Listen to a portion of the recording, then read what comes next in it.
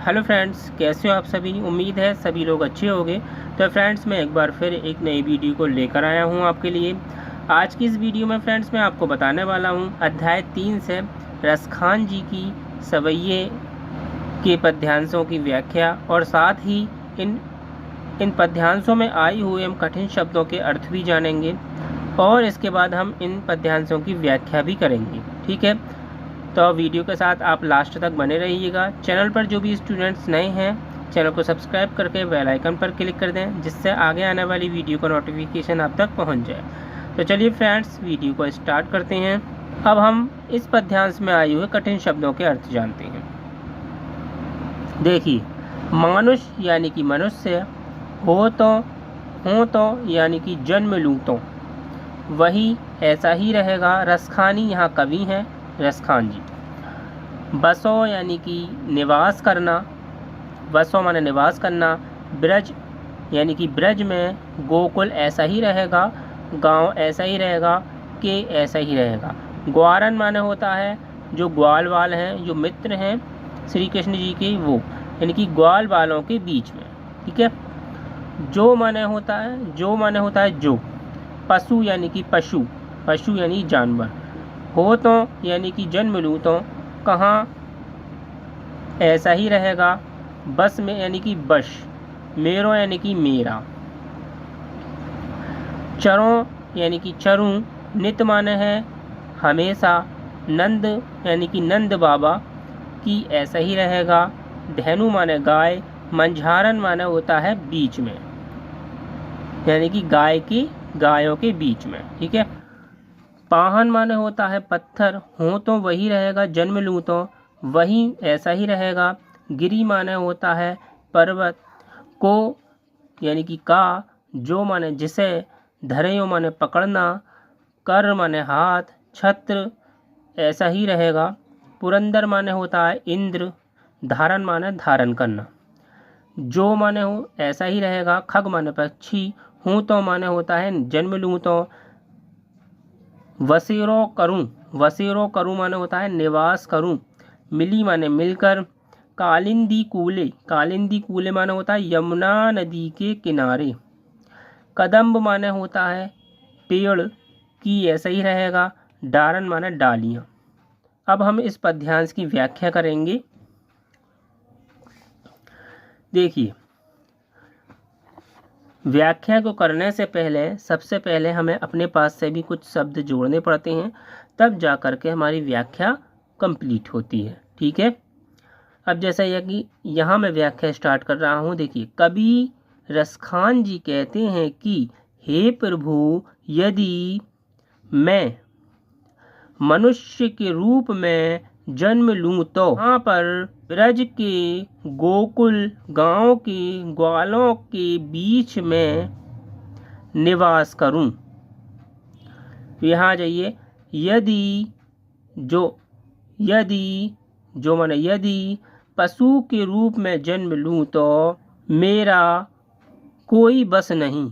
अब यहाँ अपने पास से जोड़ेंगे।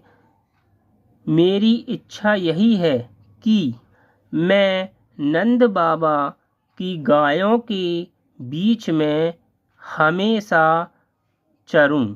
यदि मैं पत्थर के रूप में जन्म लूँ तो उसी पर्वत का पत्थर बनूं, जिसे अपने हाथों से पकड़कर श्री कृष्ण, यहाँ पर अपने पास से जोड़ेंगे, श्री कृष्ण ने छत्र के रूप में इंद्र का घमंड तोड़ने के लिए अपनी उंगली में धारण किया। यदि मैं पक्षी के रूप में जन्म लूँ तो, अब यहाँ आइए आप, मैं यमुना नदी के किनारे स्थित पेड़ की शाखाओं यानी कि पेड़ की डालियों या शाखाओं पर निवास, बसेरो यानी कि निवास करूं। तो फ्रेंड्स, अध्याय 3 से पहले नंबर की पद्यांश की व्याख्या है। मानुष हो तो वही रसखानी। संदर्भ में लिखना है आपको, प्रस्तुत पद्यांश हमारी पाठ्य पुस्तक हिंदी के काव्यखंड में संकलित सवैये शीर्षक से लिया गया है। इसके रचयिता कवि रसखान जी हैं। ठीक है। प्रसंग में लिखना है आपको, प्रस्तुत पद्यांश में कवि ने ब्रजधाम में रहने की इच्छा प्रकट की है। व्याख्या में लिखेंगे आप, कवि रसखान कहते हैं कि हे प्रभु, यदि मैं अगले जन्म मनुष्य के रूप में जन्म लूँ तो वहाँ पर ब्रज के गोकुल गांव के ग्वालों के साथ में निवास करूं। यदि पशु के रूप में जन्म लूं तो जिसमें मेरा कोई बस नहीं है, मेरी इच्छा यही है कि मैं नंद के गायों के बीच में चरूं। यदि मैं पत्थर के रूप में जन्म लूं तो उसी पर्वत का पत्थर बनूं, जिसे अपने हाथों में पकड़कर श्री कृष्ण ने छत्र के रूप में इंद्र का घमंड तोड़ने के लिए अपनी अंगुली पर धारण किया था। और यदि मैं पक्षी के रूप में जन्म लूं तो मैं यमुना नदी के किनारे स्थित पेड़ की शाखाओं पर निवास करूं। यह हो गई आपकी पहले नंबर की पद्यांश की व्याख्या। तो फ्रेंड्स, अब हम सेकंड वाली पद्यांश की व्याख्या करते हैं। व्याख्या करने से पहले मैं एक बार इसको पढ़ लेता हूँ। आजू गई होती भोर ही हो, रसखानी रही वही नंद के भो नहीं।